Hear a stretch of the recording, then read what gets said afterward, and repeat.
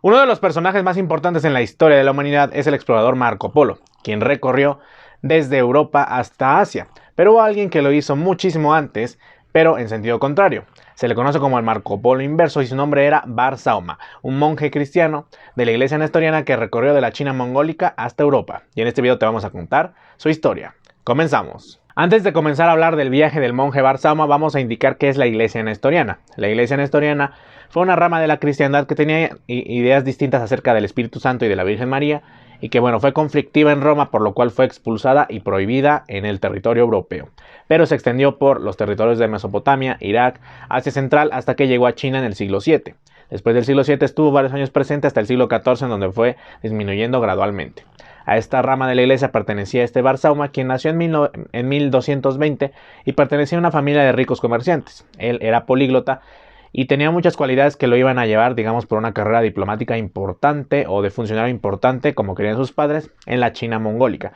Sin embargo, él a los 25 años se dio cuenta de que nada de estas cosas de lujo le gustaban, que no le interesaba hacer el servicio público para el Estado, o que tampoco le interesaba amasar riqueza. Por lo cual a los 25 años, como ya dijimos, se unió a la iglesia nestoriana y él intentó encontrar el camino de la meditación, de la, digamos, elevación y de la tranquilidad espiritual. Incluso hizo retiros monásticos, por lo cual se fue haciendo mucha popularidad acerca de su sabiduría y de sus retiros, por lo que mucha gente lo visitaba para buscar su consejo o para buscarle ayuda espiritual. Entre estos tantos que lo visitaron, pues bueno, estuvo su estudiante, pero antes de hablar de su estudiante Marcos, vamos a indicar que Bar Sauma se aislaba constantemente de los lugares donde estaba porque le llegaba muchísima gente a visitarlo, hasta que llegó a aislarse en las montañas Fang y por fin lo conoció su estudiante llamado Marcos, que era un joven de 15 años. El nombre de su estudiante era Rabban Marcos, de 15 años, quien recorrió un camino de 2 semanas para llegar a conocerlo y le insistió en que fuera su alumno, en que él podía aprender mucho de él y que ya lo consideraba un maestro. Bar Sauma pues siempre recibía este tipo de solicitudes, pero normalmente no las aceptaba, pero algo vio en Marcos que lo convenció y con justa razón. Anyway, pues ya se juntaron el estudiante y el maestro, Rabban Marcos y Bar Sauma. ¿Y cómo se da el contexto del viaje? Cuando hablamos de viajes de exploradores y de este tipo de conquistas, digamos, de territorios o de llegar a otro lado, pues siempre hay un contexto político detrás.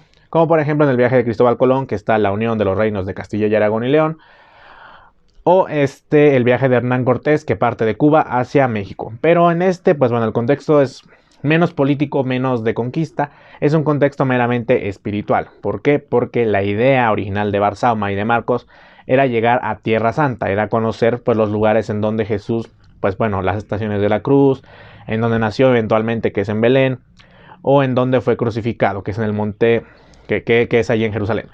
En resumidas cuentas, lo que intentaban ellos era llegar pues a un viaje espiritual, y eso les favoreció a tal punto que consiguieron permisos políticos importantes. Recordar que bueno, el viaje no lo hacen cuando eran jóvenes, y ya más grandes, y cuando empezaron a adquirir posiciones políticas importantes.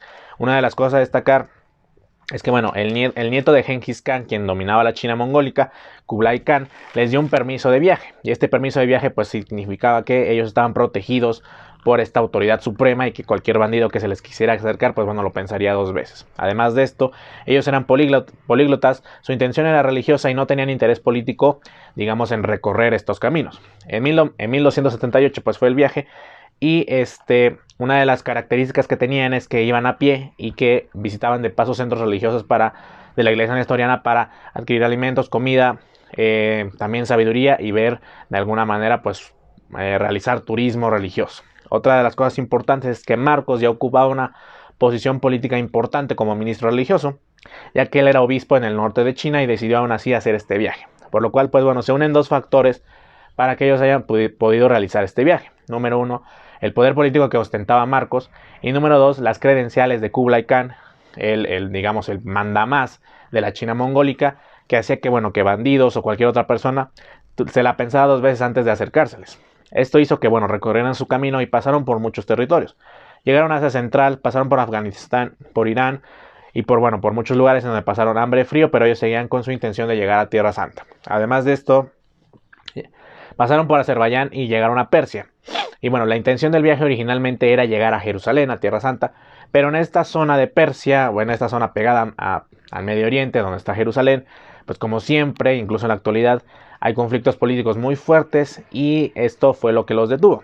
Los detuvo en Bagdad, pero bueno, su viaje no terminaba ahí, al menos el viaje de Bar-Sauma no terminaba ahí, ya que posteriormente y con otra serie de factores políticos y combinaciones llegaría a Europa. Al igual que el contexto político del primer viaje, es importante señalar el contexto político del segundo viaje. Este segundo viaje lo realizaría solo Bar-Sauma, a quien le dieron un cargo bastante importante cuando estaba en Irán. Le dieron el cargo de visitador general de las congregaciones nestorianas del Este. O sea, pues ya tenía poder e influencia política más allá de la zona de la China mongólica. Y bueno, lo importante es que no pudieron pasar de Bagdad porque había un conflicto entre la Horda Dorada, una facción mongólica, y los egipcios mamelucos, una facción islámica, por el control del territorio de Tierra Santa. Entonces, a raíz de esto, pues bueno, Marcos, cuando estaba en viaje, fue nombrado en primer lugar obispo metropolitano de China y unos años después fue nombrado como patriarca de la iglesia nestoriana. Esto hizo que, bueno, al ser patriarca de la iglesia nestoriana tuviera más poder e influencia política que muchísimo antes, ya que lo consideraban un punto de control importante, ya que bueno, en ese entonces las facciones mongólicas estaban muy divididas y una figura religiosa fuerte como lo era Marcos, pues bueno, iba a ayudar a que los objetivos del territorio, a que los objetivos de los líderes políticos, pues se cumplieran. Pasaron varios años y en 1287, pues finalmente, gracias al Incán mongólico, que era el gobernador mongólico en Persia, pues se logra mandar a Bar-Sauma a Europa ya un poquito más equipado. Digamos que hay dos factores: la ayuda del gobernante de Persia y la ayuda de su amigo y ex estudiante, exalumno, Rabán Marcos. Y bueno, la idea original era ir con el Papa para, pues bueno, un propósito militar religioso. Pero bueno, Bar-Sauma, como era monje, como era una figura espiritual importante, pues él aprovechó el viaje pues prácticamente para hacer algo de turismo. Lo importante de este tipo de este viaje es que bueno, él iba a recorrer los caminos, ya estaba un poco más cerca de Europa, había partido de China hace muchos años, por lo cual pues bueno, esto iba a ayudar a un motivo político importante. Lo que quería hacer la iglesia nestoriana era unir a los cristianos mongólicos con los cristianos europeos en una misma coalición para combatir a los mamelucos egipcios, a los islámicos, y realizar una nueva cruzada en Tierra Santa. Pero bueno, vamos a hablar de cómo fue partiendo Bar-Sauma. Tenía muchos soldados, 30 caballos y varios asistentes que lo iban a ayudar pues en el viaje. Llegó a Constantinopla, en donde no recibió apoyo, y llegó a Nápoles, y es un punto importante que haya llegado a Nápoles, porque cuando llega a Nápoles se convierte en el primer viajero chino en llegar a la Europa medieval.